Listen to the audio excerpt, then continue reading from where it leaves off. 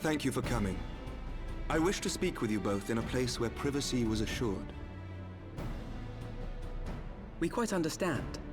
What was it that you wished to discuss?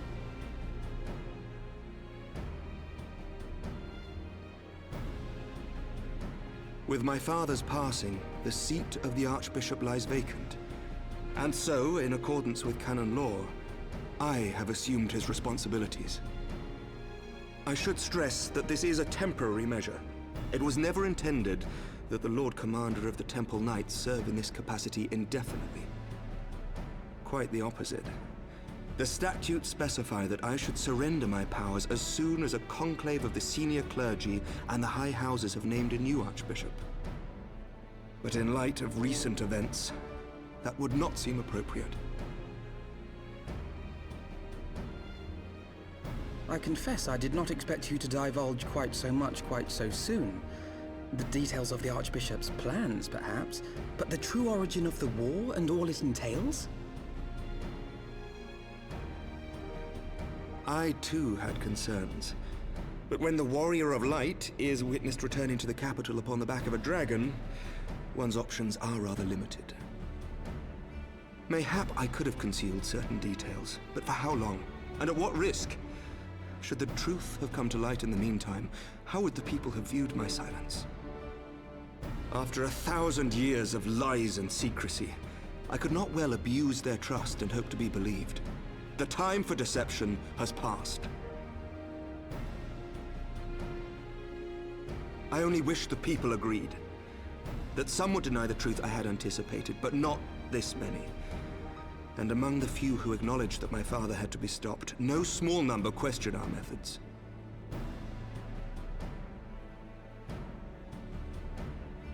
If they suspect a coup, it will not be long before some turn to violence. It has already begun, and that on both sides. Men and women of the cloth are being harassed in the streets. Some have even been assaulted in the Broom.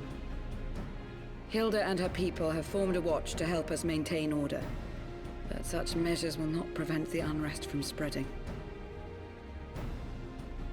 For all our talk of peace, the people remain frightened and confused. For their sake, we must bring the Dragonsong War to a definitive end.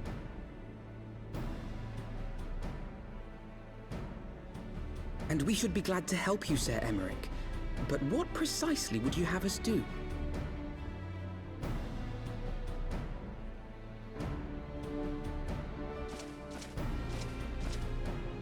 We wish to treat with the dragons of Annex Shrine. To that end, I would trouble you for an escort and an introduction.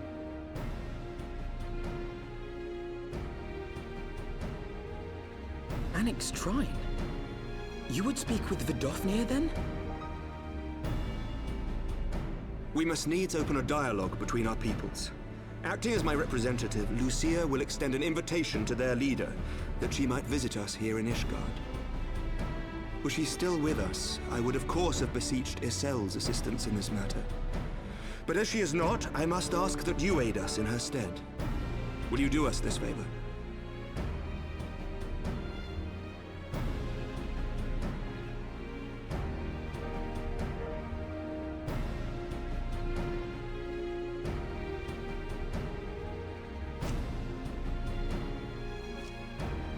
Thank you, my friends.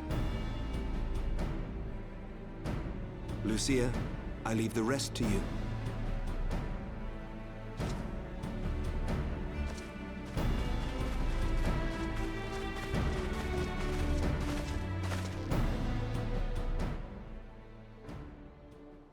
In the wake of the Archbishop's fall, the nation of Ishgard trembled, the faith of her people shaken to its very core.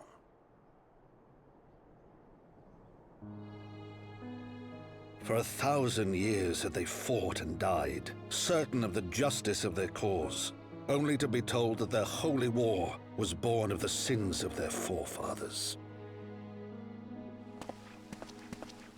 What then for those brave men and women, thus stripped of their righteousness but to despair, to deny the truth and decry its speakers?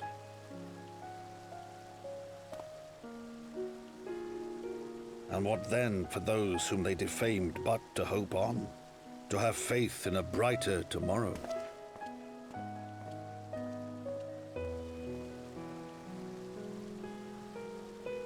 A tomorrow in which man and dragon might live together in harmony, then as distant as the very stars in the heavens.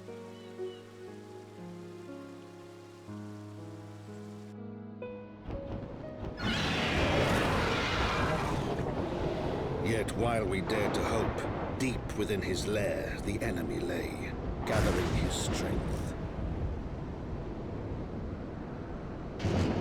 Nidhogg, now possessed of his 2 eyes and the body of the Azure Dragoon, prizes to which he had laid claim at the very hour of the hero's triumph.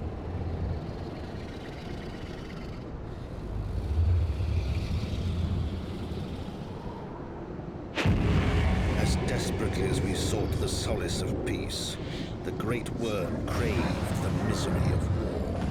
Nor was he alone in his misbegotten desire.